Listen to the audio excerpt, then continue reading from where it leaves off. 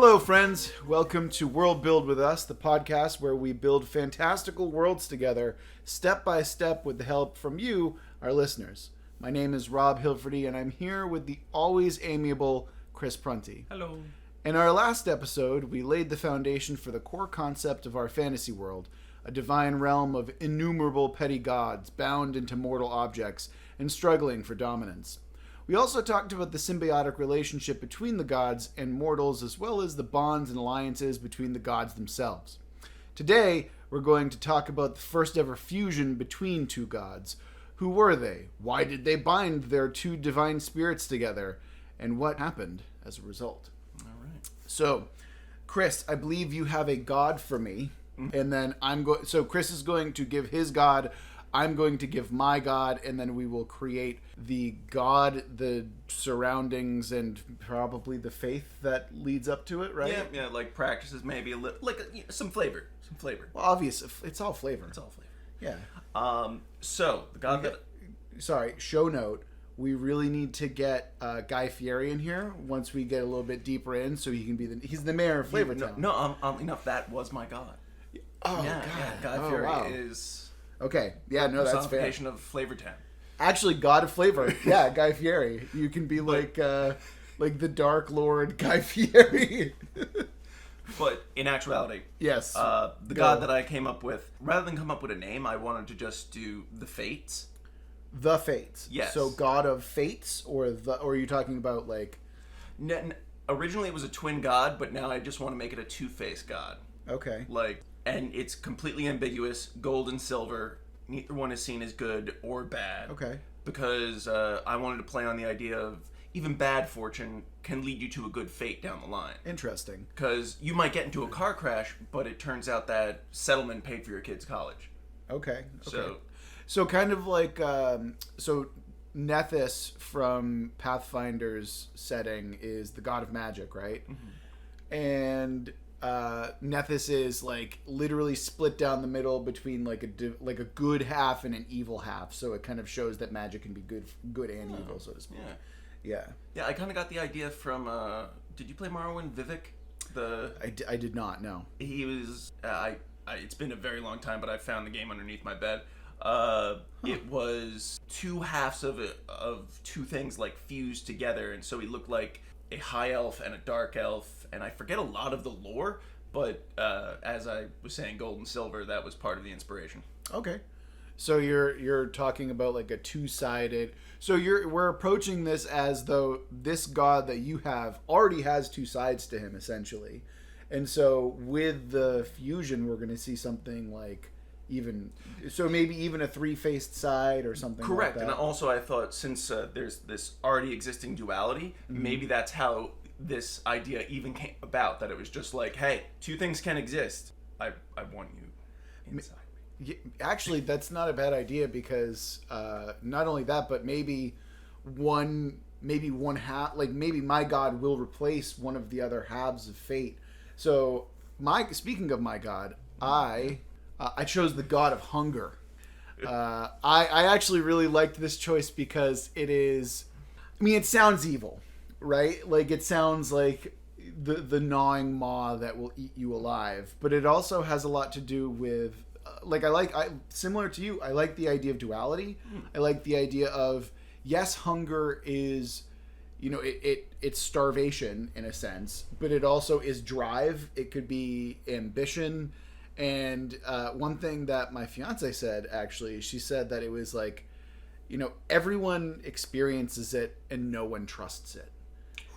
Right? Like, because I had a couple of different ideas to go with which god I wanted to go with. Hunger won out because every person I asked, they're like, hunger sounds cool. Hunger sounds the coolest. So now that we have our two gods, so I have god of hunger. Chris, you have the god of fates. How do we want to combine them together? So the first thought that I had when you say god of hunger and a god of fate, I'm thinking some are born to feast, some are born to famine. Ooh, that's kind of interesting.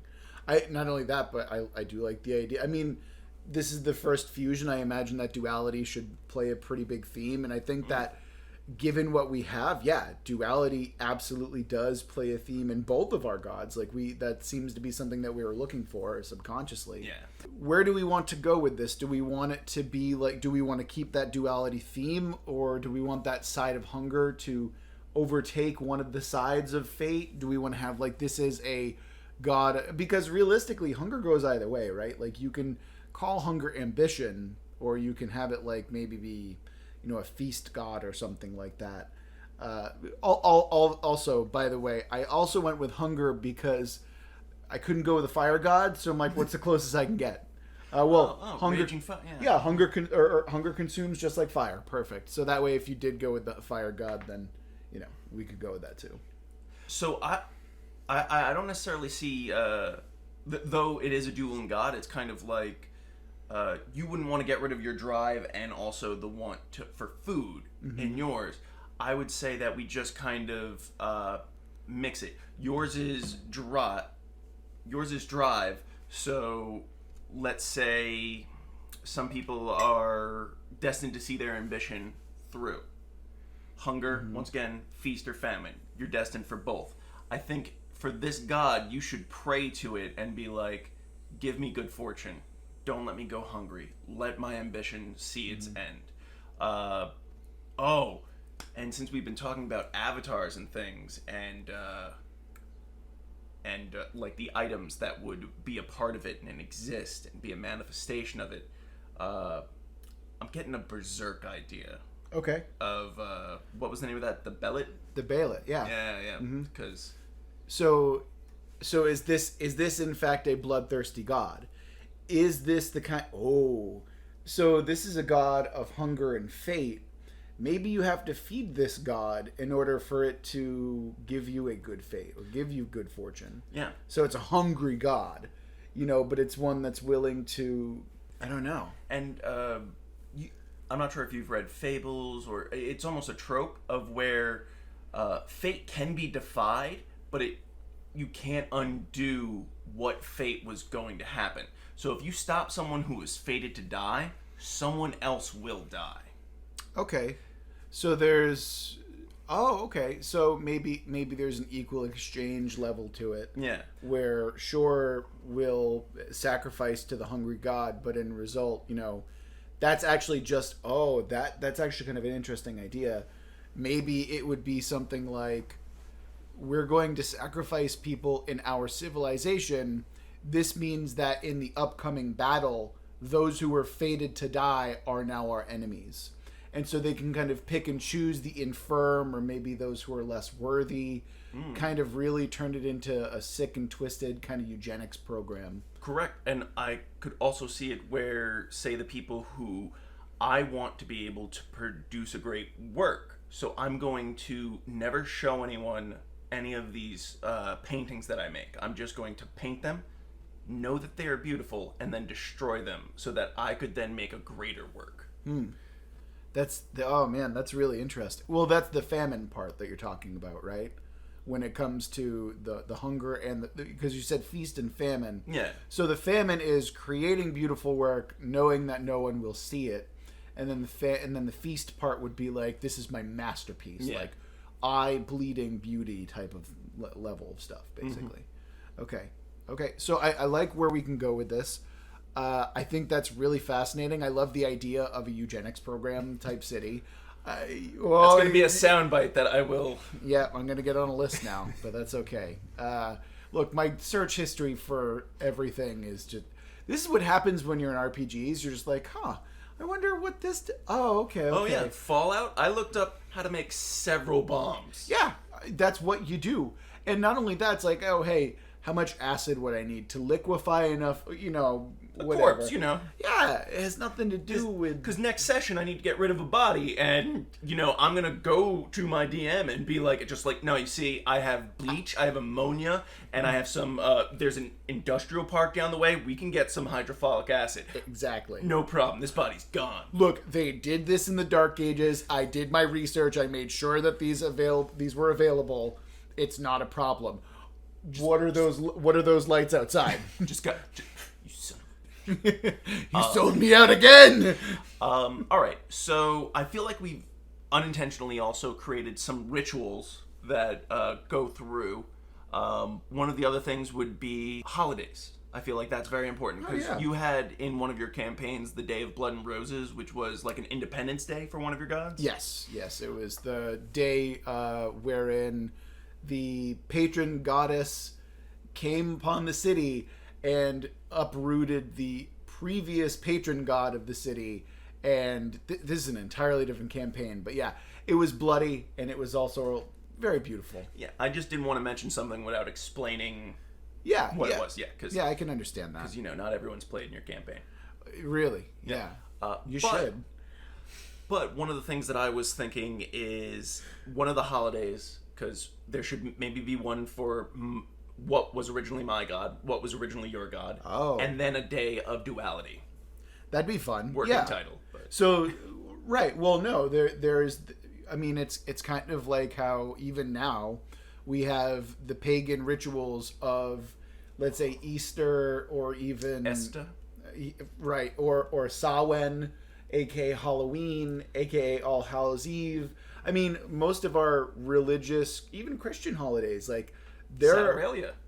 Right. I mean, we have roots in pagan rituals, so why not do that now? Where this is originally where this tradition came from. This is originally where this tradition came from, and then now there's a new third tradition. Oh, there's obviously going to be a day where they celebrate the combined ritual. Yeah. Like that's got to be a monumentous day. Like the day that the ink or the divine stitches were finally sewed. So that actually brings up a very interesting question. How does this ritual work exactly? I imagine because you have the idea of these objects that essentially house the divine essences of the gods, right? They're like god hearts is the idea that I had in mind for them. For like a proper term, it would be like pronoun the god heart, and each god in this setting would have them. Wherein so hunger, for example, could just be like a set of teeth, like a jaw, like a literal jawbone, for example, of some massive beast. And I imagine for fates, you could have something like just literal strings or thread, or if you wanted to go, in that direction. Greek. Yeah, if you wanted to go Greek, for example. My idea for that, right, is this. I was thinking a little bit about this. So you have these two. So you bring these two items together, these two god hearts together. And my idea was this was, and I imagine this is not entirely common for this reason. I want the ritual to be kind of risky, and I want the ritual to be left in the hands of mortals.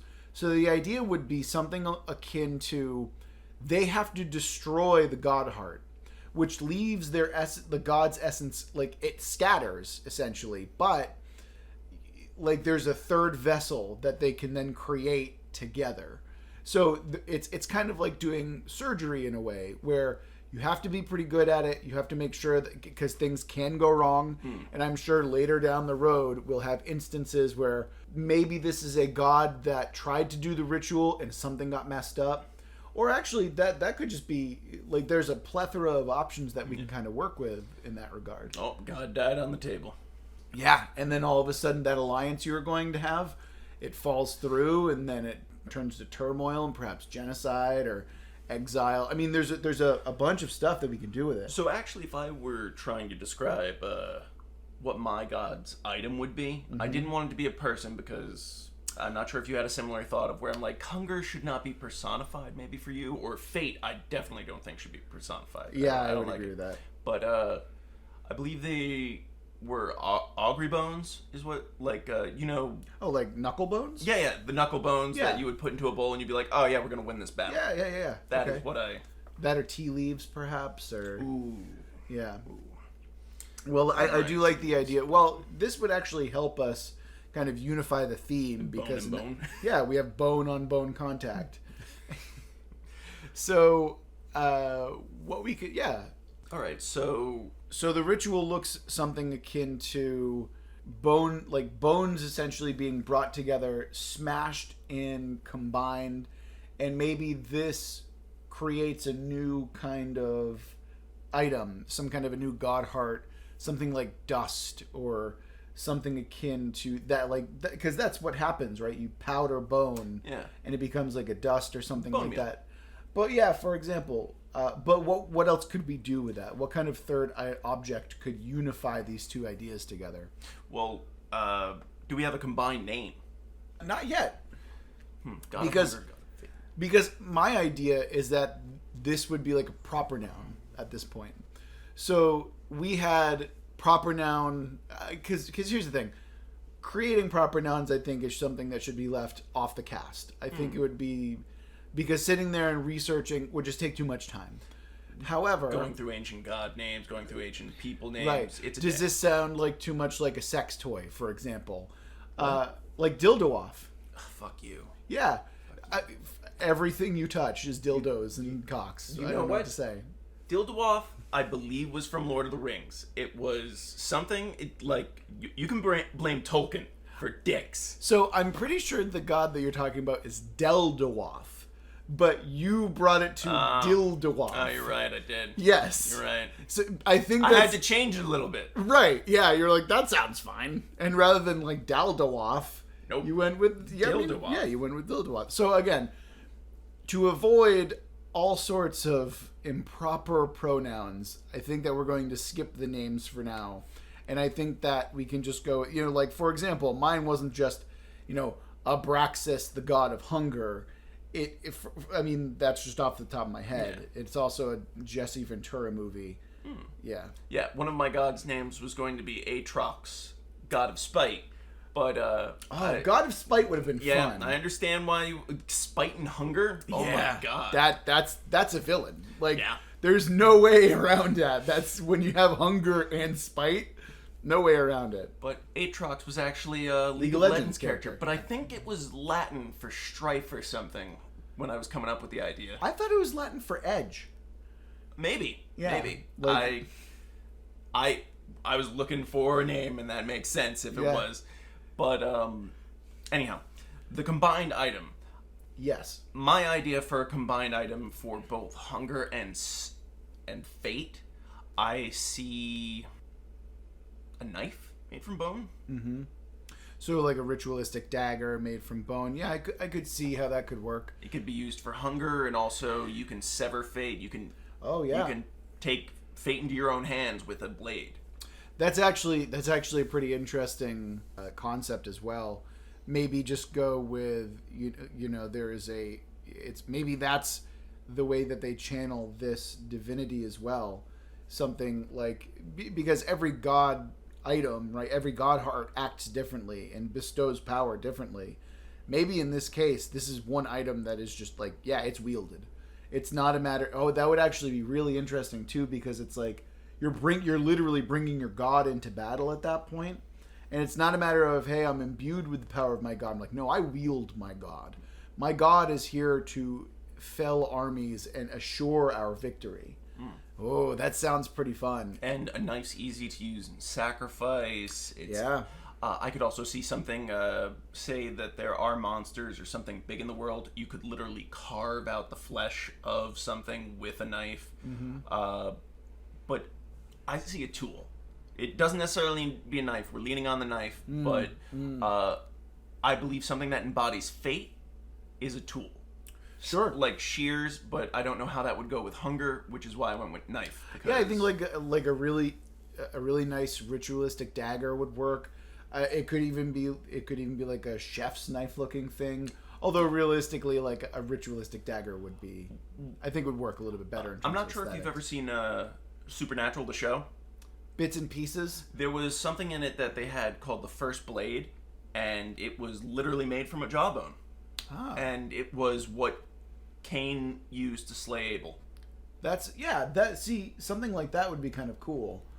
I like that idea, that you have this, or maybe we could do something akin to, maybe instead of like they smash the two items, maybe they have to smash the two items in order to release the god essences, and then they have a third item that is basically a jawbone wrapped with the knuckle bones, or like a dagger that is made entirely of the two pieces together. We didn't say how big the knuckle bones would be, so I mean, Yeah. knuckle bones can make a handle. Jawbone can be a blade. Sure, and obviously this is like, I'm thinking of it something kind of primitive, but in my mind there's also this artisan level to it that these are they're both like, we want to honor our god. Oh yeah. This is not some like Stone Age weapon. This is the idea of like like an Aztec weapon or maybe like weapon of the Maori, where yes, it's made out of wood or stone, but there's art. Yeah, it's art, and it's incredibly well crafted and honed and something like that. I actually like that idea a lot. The idea that there's a third ritualistic dagger that is, it can be used by warriors, it can be used by priests. It is a tool, and it's a weapon to defy fate. Ooh, I also like the idea of it, since it's ambiguous. It's not necessarily it's a dagger, or it can be a chef knife. Or it can be something that can be used as a tool, or it can be something used as a weapon. Yeah. That does go back to the duality aspect that we were talking about earlier. Yeah, absolutely. All right. So the day that it gets joined together. Yes. What happened and why? The reason that our gods came together, I would say, not desperation. I don't want desperation. I also don't want desperation, because these are two pretty primal and powerful forces that we're working with here. I mean, fate is very powerful. Hunger is very powerful. These are things that shouldn't be in a desperate situation, so to speak, I could see my god being, this is what is supposed to be, and your god always wanting more. Oh, I like that a lot. So there's like a delegation from the fates. They come to the hunger, and they say, yes, this was always fated to be. We have been shown but herein lies my question. How does hunger not just be like, oh yeah, I'll believe that, like this brand new thing that's never existed before? What does fate say to convince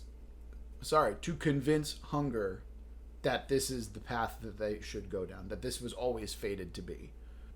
I don't want to say that this is the only way that you will feel sated or anything, but perhaps seeing how fate goes both ways, you can look into the past, I want to say. Maybe detail about just like, I recall where you were born kind of thing. I'm not sure how I feel about that, but I do like the idea that they're playing off of the idea of hunger being sated in some way. But yeah, I like that. I like that concept that they're convincing you that they're going to be whole, that they're going to be sated, that this hunger will end. This will be the only way that you will ever be sated. Right. Not saying that it will sate you, but it will lead to a feeling of satiation. Yeah. So is this then seen as a sign of weakness? Or because that's kind of how I see it, right? Is that there's going to be a certain subsection of people who followed both gods, who will believe that, well, we're better than them anyway. Why would we combine? Why would we join together? Although I suppose there's also the very obvious logical explanation of, well, together we're stronger. Yeah. But also, no. Fate decrees that this is what it should be. We will follow fate. Hunger wants more. We give hunger more. And I could imagine that, and from a PR perspective, hunger could just be like, yeah, we're going to consume a god. We're going to, and kind of keep that aspect of it. The god of spin. Yeah, essentially, or rather overreaching. Yeah. Okay. So we have the ritual. We have the circumstances. How were these two gods beforehand? Were they enemies? Were they friends? Is this... I like the idea that before this happened, they were perhaps at war, or perhaps were in conflict, and then there's an epiphany, or one of fate's rulers comes to them and says, look, we've seen what's happened. This is what happens. We're going to stop the conflict now. Bam, and then bam, go straight into that. I like that idea that it wasn't that there was a lot more tension involved than just being like, yeah, we're friends, like bam, bro fist. Yeah, in a way, trying to go against hunger is going against your own body. You're trying to fight fate. Yeah. Yeah. But I could see it as being, that is not the way that it has to be. There is another path. Sure. I could see that. But I see my group being somewhat cloistered. Okay. And I imagine that hunger being somewhat ravenous, that they aim and they kind of... I can imagine them being somewhat warlike in a way. Yeah. Yeah. All right, so... Devouring swarm-like. See, I didn't want to go insect. Like, in my mind, the only thing that I kept thinking is, you know, like a locust or a scarab or something that eats a lot, or, you know, but I didn't want to go with direct evil imagery because for some reason insects are always, you know, evil. Probably because they eat all of our shit and make us die as humans. I think ants are really cool people. Ants are people. Okay. In my eyes, yeah. Fair enough. I also really like ants, although I used to feed ants to spiders when I saw them, so... It's fucked up. I was a fucked up kid, but... I used to just feed ants, sure. Really? Yeah. Oh, I did that too, but then one time I found a spider nest, and I was just like, oh, cool, let's see what happens. Madman. Yeah, well, it happens. All right, so what is the next part? So I think the natural progression is what happened in the aftermath. Fate is now like saddled with this immense hunger, and hunger is now given. I don't know what do you think fate? What do you think hunger is given as a result? Because I imagine that if we're using fate as the base and you're introducing hunger, you're just making it ravenous, right? But so what? Let's do the reverse. Let's say that hunger is the base. What does fate add to it? What you're adding to hunger is the fact of, you know when your next meal is. Mm-hmm. You have a plan for what the next meal is. So there's almost like a devious clarity to it. Mm-hmm. So it's a matter of, ooh. Think of it as kind of a starving man on the street could attack someone for food, whereas someone who knows that they have food at home, they might be hungry, they might be ravenous, but they're like, I can wait until I'm home because what I want to eat is at home. And then you're turning it into some wild animal, into like a strategic apex predator almost. So again, we're going evil with this one. I feel like. Come on, no. Well, no. That's what I mean. Like I would like to try and pull it a little bit away from pure evil, and kind of be like, okay, well, sure. Well, actually, maybe that's what happens. Maybe when fate is introduced to hunger, there is a tempering, there is a dull to the ravenous part, you know, because we know where our next meal is coming from, so we can be less aggressive, we can be less anxious and angry about what's going on, and kind of focus on. We got hunger on a meal plan. It's good. Right, essentially. So it's a matter of. There's temperance now to this ravenous hunger and this, but there's still crazy ambition. So I'd like to imagine that when it comes to hunger, the ambitious part is what survives and what endures rather through the personality and everything like that. And I see in fate the long idea existing. The things are what is meant to be, the planning, that kind of thing existing. Yeah, I like that as well. And I think in both, the fortune. What do you mean? Going back to feast, famine, like I want to keep the idea of like the painter destroying his art to get something more magnificent down the line. Sure. So I like that idea. I like the idea that it is that this new god is god of feast and famine, and that can actually work into a holiday. There is feast holiday, and then there's famine what do you call it? Not famine. Like when you fast. Fasting. Thank you. Or even just have that be like a daily ritual type thing, or maybe it's like a war ritual where, you know, there's no killing, not even of animals, right before they know that they're going to go to war. I'm sorry. I'm just thinking of like our culture that we're building was the first intermittent fasters, And So they're just gonna be a bunch of muscle-bound Joe Rogans. what's up, brah? Yeah, exactly. Like, I'm real hungry. I'm real hungry for this war. Dear God, they're huge. I mean, I like that idea. I like the idea that these are people who are living in extremes of feast and famine. I like the idea that the reason that they're able to endure the famine is because there is the promise. There is the faded gift of a feast afterwards. I like that idea a lot, actually. I like the idea that this is... Oh man, yeah. There's a lot of interesting meat on the bones here.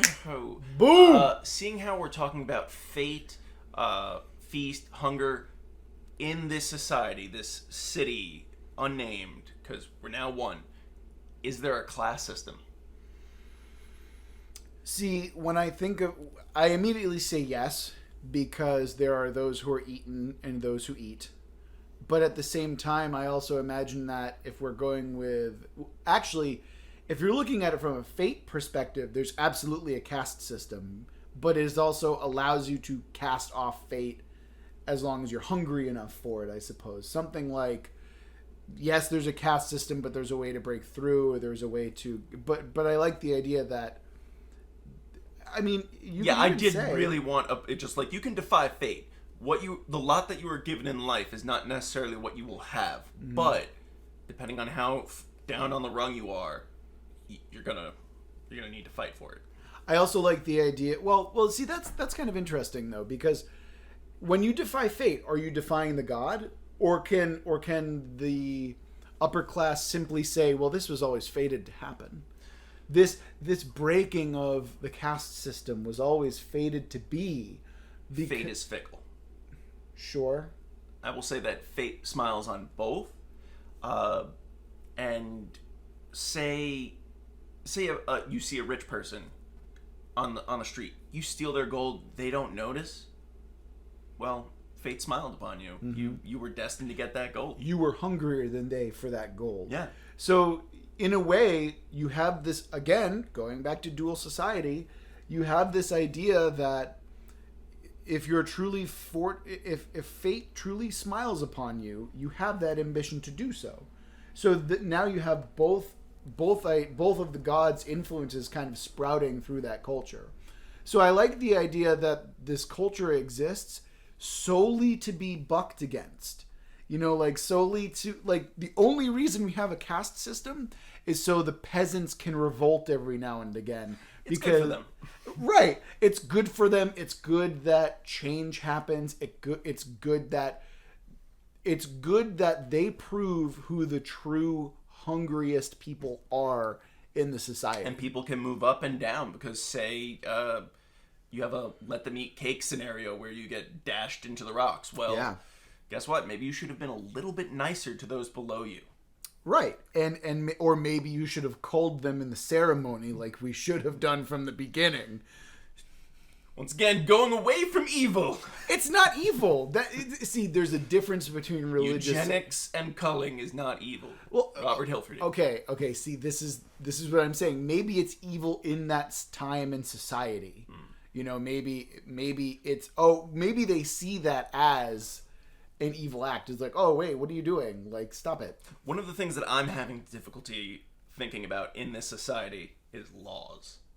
Mm-hmm. How do you regulate when people can just say, just like, no, you see, I'm just doing my religious duty, fighting my fate. Just like, well, I'm doing mine, catching your ass. Yeah, exactly. I mean, there you go. You have the idea that on one side of the coin, you have the ambitious person who's just trying to buck convention, and then on the opposite end, you have the person who's trying to essentially create famine, essentially stop them from fighting fate. You were there. Like, okay, let's say we have a pickpocket, right? He gets caught. Hey, I'm just trying to exert my right as an ambitious, hungry person.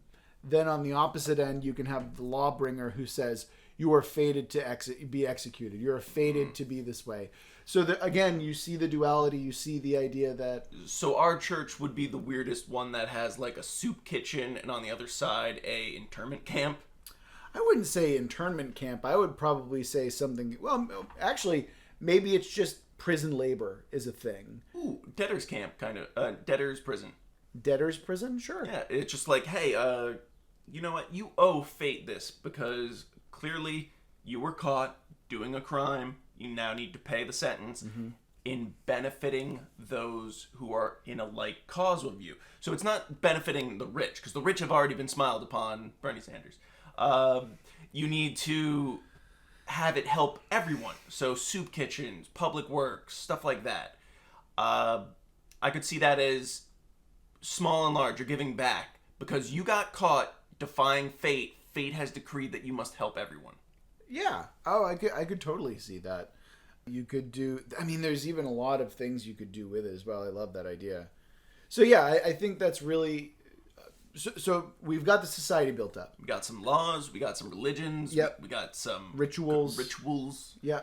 Holiday-ish type things. Yeah, I really want... I want to say festival. Yeah. You know? I like the idea of there being like a Ramadan time of fasting. Yeah. Well, that's what I suggested, doing it before wartime, because I think that it's a matter of you want them to be starving before they're allowed to eat, right? Like that's the idea of like how war dogs used to be, right? I mean, look at what happened to Ramsay Bolton. Yeah, exactly. So, but again, I like that idea of being able to, again, feast and famine. You get the two sides of the coin. I think that'd be really fun to do. Yeah. So what was so moving on, because I feel like we have a pretty good grasp of where this god is, who this god is now. Oh yeah, I'd be able to write up a city off of this. Oh, easily. Yeah. So now let's go ahead and take a look into what happens afterwards. These two people, these two gods now come together. What happens in the overall arching world? Are they immediately more powerful than most of the gods around them? I mean, yes, it's a combination of two gods, but are they perhaps they are more powerful than three? Perhaps they're more powerful than four. Is this a multiplicative effect that we're looking at? Yeah. I could. That makes sense, and also I feel like that will then inspire a few other gods to be like, oh man, that actually looks like a good idea. Hey, you want to join? I like the idea that the first instance of this happening spurs a bunch of copycats, and I also like the idea that this is where shit starts to go wrong for them, where there's a bunch of gods out there that they just fuck up the ritual because they have no idea what happened, and all of a sudden you get weird mutant gods. You get gods dying on the table, like you said before. I feel like our god could have went like that. This discussion, this was in the metaphysical sense of our gods joining. Whereas maybe if I would have picked a god of spite and you of hunger, it could have went similarly where we both get along, but it would have been like, oh god, this is like, even the followers are just like, oh, this is kind of... This was a bad idea. This was, oh god, we've created a demon. Yes. I imagine that kind of god essentially eats itself. You know, it's spite and hunger. What's it called? Like, audible cannibalization. Yes, but no. There's something called cannibalism. Something like that. No, it's something like biting the nose to spite the face or something like that. No. Cutting off your nose to spite your face. There you go. Yeah. So I would imagine that like either auto cannibalization would happen or something akin to self-destruction would happen with that, and so maybe it kind of keeps other civilizations away from that idea for at least a time. They're fucked up down there, but they're fucking powerful. Right. Exactly. But yeah, I see the world is going and just like, oh man, that really worked out for them, and didn't work out for everyone who tried it because either they went into it half-cocked or didn't have planning, or it was just a really bad union of God. Sure. Or again, I always like that human error aspect of it where, oh man, we really messed this up. you know, and I imagine that there can be like a wave of it happening at first, and we get all sorts of interesting fallout from that idea as well. Maybe because we don't really have antagonists in this universe quite yet. We just have the idea that there's a bunch of warring gods. And actually, I was thinking about this earlier to kind of help solidify the idea of it. And I imagine that when we talk about these gods, right? These are how the first nations are created. So it's a matter of like the Athens League. So because we were talking about creating a super team of gods last time, right? Oh, but sorry, not to interject. One of the things that I would like to keep away from, and it's just because my mind goes there, and I would like to stay away from it for creativity's sake. I don't want, if I'm describing what the culture looks like building-wise, Greek, and I don't know why. I was just bringing in the Hellenic League as an example of a bunch of disparate tribes coming together to become more powerful. Okay. So my idea was, you know, these are all individual cities that have their own patron god with their own god heart beating in it, right? Mm-hmm. So that is their power source. And then the First Nations are just alliances between them. So we were talking about that previously, and rather than have it be on a country-to-country basis or a city-to-city basis, it's now on a god basis. And because, yes, gods are now essentially fixed into a certain area.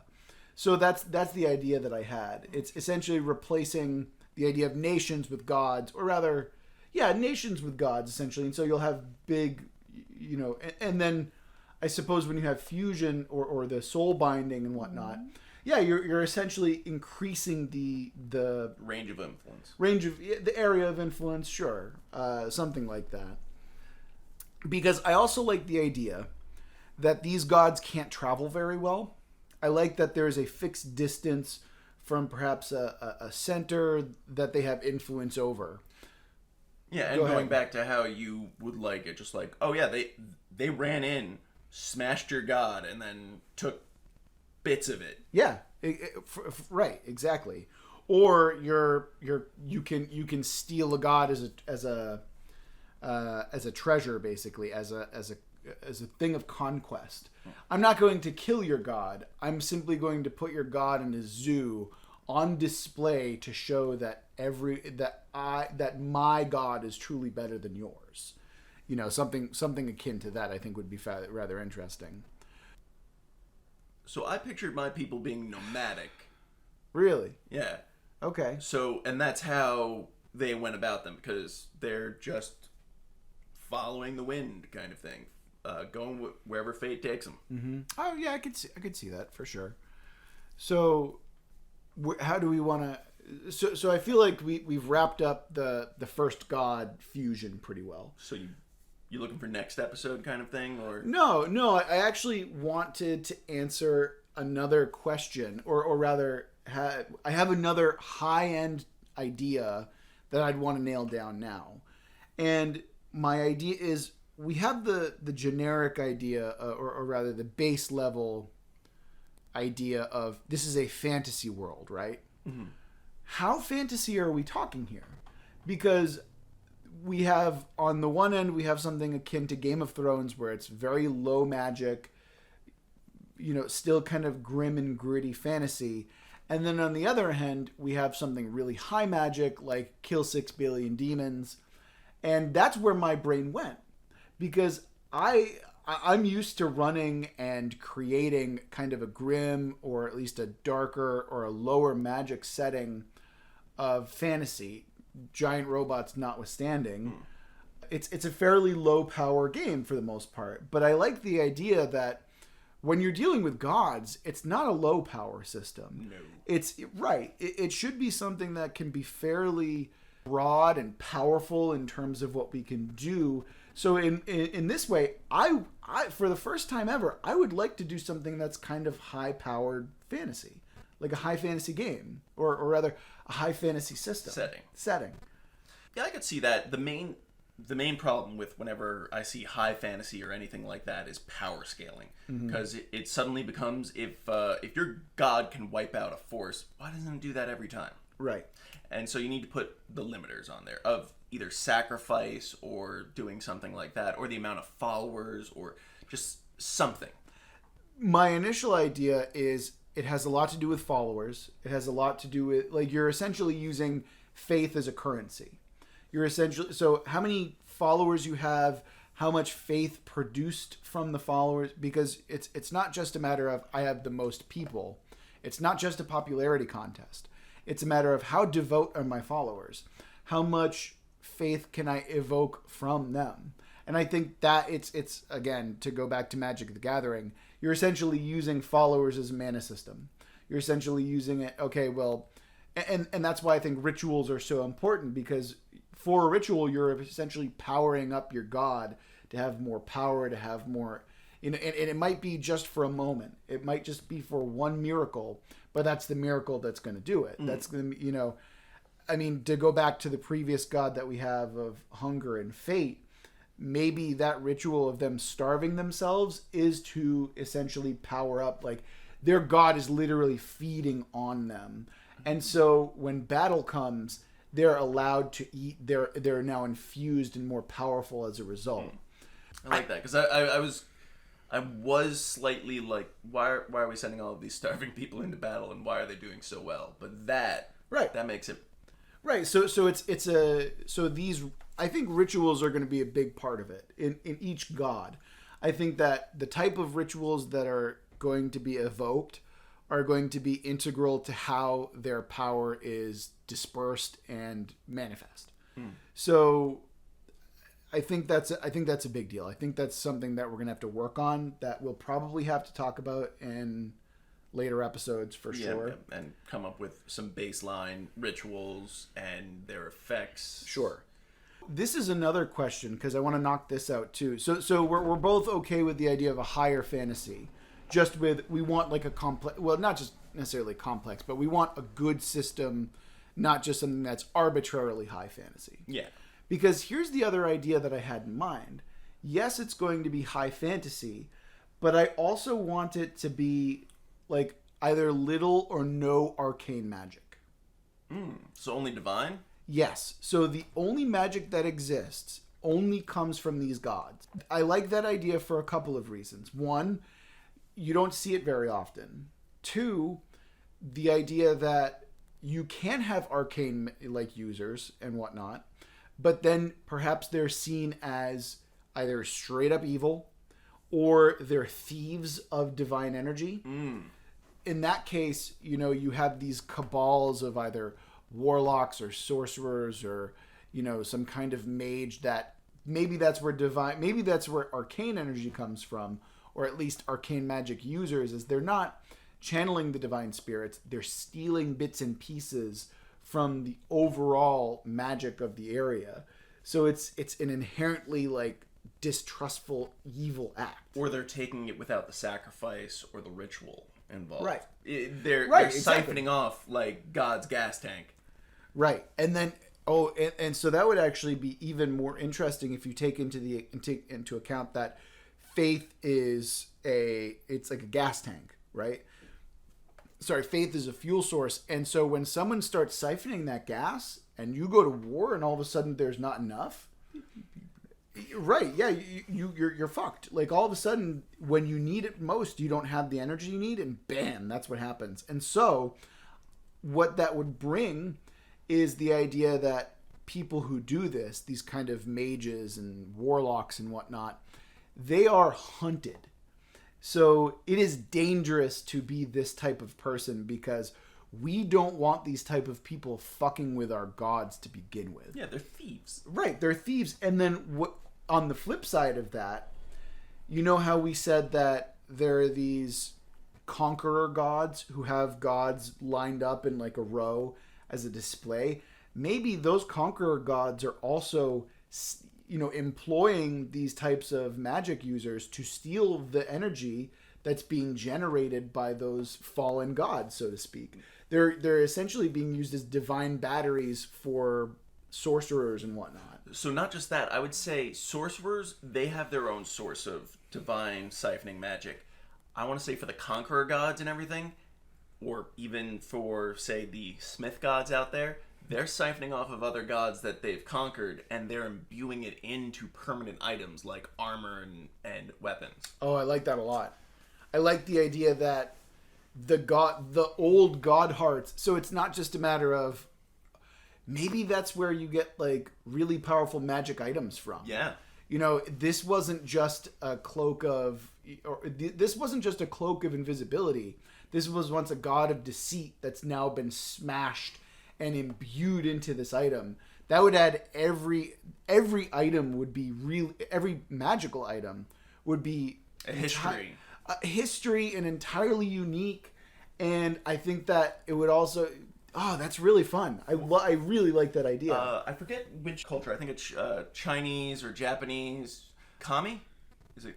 Yeah, kami are like Japanese spirits. Like, there's probably a lot of that in the world as well. Like, just tiny spirits. They're not quite strong enough to be gods, but they are also influenced in where they are wrangled and, like, siphoned into items. Not as strong as a god artifact, which is pretty cool sounding name. Yeah. But something where this is an item that will heal wounds. It came from a bunch of spirits that were by a spring. They weren't healing gods, but they were healing spirits. Sure. If you've ever read the Stormlight Archives, where it has sprang, essentially everything like emotion, feelings, and abilities have these little spirits that are formed as you're doing them, and they can imbue power to what you're doing. So not essentially they're everywhere, because maybe they are, or maybe they're invisible, but you can attract them, trap them, and form them into something. And maybe there's also a subgroup of people who live with them in peace. Okay. Do you think that would take away from the divinity of the gods at all? No, because imagine the power scaling of it. It's one god would be like a million of these things. Okay. Think of it as like in D&D terms, taking a healing spring and smashing it into your face is like a 1d4 healing thing, whereas taking an item by a god is just like, oh no, you just healed an entire city. Right. Okay. Well, it depends on the god, I suppose, right? Oh yeah, if it's a healing god. Well, no, I'm saying like it's a matter of, well, how withered is this god? True. You know, it's not just a matter of that. So that actually. But even like a low tier god probably could reform a limb where these things would just stop the bleeding. Right. Okay, so I could see that. I could definitely see that. I do like that idea. I like that idea a lot, that when you wield magic in this setting, you're just wielding gods. You're essentially channeling faith either through an item or through, you know, the actual divinity of your god. I also really want at some point to talk about a failed combining of god item. Like, this is now that's a cursed item. Oh yeah. Boom, but is it still a god at that point, or is it just an item that's inert and it has no influence on the world anymore, or is it just, what do you think? Well, say the god died on the table or whatnot. I still want to say that there was an impression left on this item where divinity should have been. Hold on. Are we talking about god ghosts right now? Ghosts. Are you talking about like a haunted relic, or like a dead god heart that is still haunted by what the divinity used to be and is somehow twisted? Yeah. Damn. Because I would, like, the reason it's cursed and the reason that you can't uncurse it is because it's angry that it's dead. It's angry that this failed. It's angry at its followers. It's angry at the other gods. I love that idea. I love the idea of a vengeful spirit. There's a lot that we can do with that. And the thing is, it doesn't necessarily have to be vengeful, but it is twisted. Like, yes. To go back, let's say a fertility god was trying to combine with another god. Every follower is now barren. Yeah. Every single follower is now barren, or worse, everything that they give birth to is twisted in some way. And maybe that's where you kind of get like minotaurs or something like that, Ooh, or yes, individual monsters or something like that. it became the mother of monsters and some sort of. I'm trying to think of the. Actually, no, the item maybe isn't inherently conscious when they're combining it. It's kind of like you smash these two items together into a forge, and then through the divinity, something forms. Mm-hmm. Both through the aspect of what the gods are and what their followers saw them as. So, say the fertility god was trying to combine with harvest god, and it didn't work out. Something smashed apart. I'm picturing when you combine those two, maybe it was like a sickle or A scythe. Scythe, yeah. Yeah. And when it didn't work out, what you got was maybe a hammer, something blunt, something that shouldn't be, that can't be used, or you could even go just. It's a sword. It was never made in. It's a plowshare. It was never a sword into a plowshare. It was just something meant to kill. See, I'm not sure how much I like that idea because it's a matter of, well, now you're just creating a different god, right? Like so you're just creating the anti-god version, and so at that point, what makes that aspect different than, say, a god of war, whose divine spirit is imbued in a sword?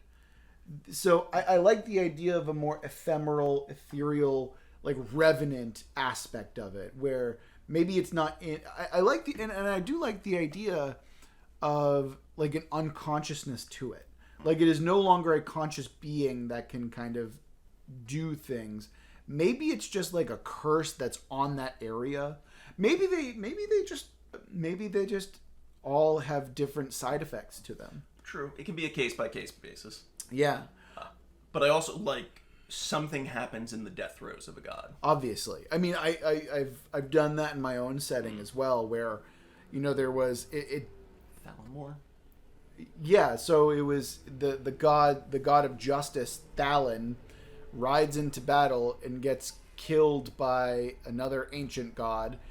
So he essentially rides into battle another ancient god, gets slain, and rather than essentially where his corpse lies is, and for miles around, is just a fallow, like it is a dead zone. It is something akin to the mana wastes in the Pathfinder. It is something. It's just like all but not but dust can exist there for too long. It's essentially a magical desert, just without like the sands. It's just dust and despair. And I like the idea that when gods die, there is something permanent and unalterable that happens, perhaps to the terrain or to the people or to something around that is. There are consequences.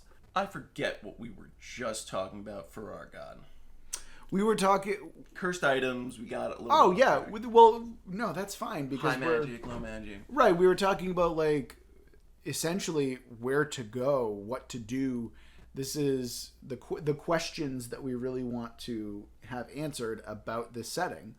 I think we have a high fantasy, but it makes sense. I think that we were just exploring what else we can do. So I also think that now is a good place to wrap up. And what do we want to focus on next episode? My vote would be monsters. Monsters. Do you want to do races and monsters? Because I think that would be a really good episode all on its own. Yeah, monstrous races. You can You can branch off that from. Sure. Like to me, I would, because I think it's important to talk about how this setting is affected by something that's humanocentric compared to something that's not humanocentric and what that means. I think that exploring that should absolutely take up an entire episode in and of itself. And I mean, you want to have it like debate style, like, because I know where you're going, but yes, I do know where you're going, Chris. You're going for how many dwarves do you want in this setting? Oh, damn it! I was gonna. I know. I cut it off because for those of you who don't know, I really abhor dwarves as a character race. We'll get into this more next episode, but I actually despise anything that's like vaguely humanoid, and the only thing that differentiates it between it and like a human, like of a different culture, is just that it has pointy ears and it lives longer, or it has a beard and it lives longer and it's shorter. I find that's really lazy, and I'm trying to avoid that for this particular setting. I like anything that lives underground. I mean, that's going back to ants. I suppose so. I love my buddies underground. So I would rather have a race of mole men than I would dwarves. You can give them thick Scottish accents, have them wield like little mole axes. Instead of a pole axe, it's a mole axe. Oh, I hate you. Yeah. No, I'd probably go with insect, but we're way ahead of ourselves. Yeah. Okay. You want to do the same thing we did this time? You come up with a few races, I come up with a few races, and then we meet in the middle for what's two of our favorites. This way we have multiple races. And of course we compromise. So, I mean, I imagine that because we're going to be doing high fantasy, we kind of can't avoid the idea of not using other races. So yes, I'm okay with that. Okay. I will say that humans are a given, but I also we'll talk about this more next time. But yes, I think that's a good idea. We'll both come up. How many do you want to do? You want to do 3 each? Three works because I feel like we naturally came up with 3 gods and then picked our favorite. Yes. Can we also say that we're going to leave human is a given? Yes. Mm-hmm. So human is already off the table. So now. So, because I don't want to be like, oh, I chose human. Like, oh, I chose human too. Oh, that's so weird. Yeah, exactly. So I would like to choose. I would like to make 3 of my own. On top of human. On top of human, and or maybe inside of human. Gross. Ooh, wait, no, that's a cool race. Like in what was it? Predator Street Station. No, the Reborn. No, not the Reborn. The things that lived inside people that breathed fire and caused people to fly and shit. I was just going for a sex joke. That is now a race. Okay, fine. Sex joke race. Okay, okay, sure. All right, so that will just about do it for episode 2 of Worldbuild With Us.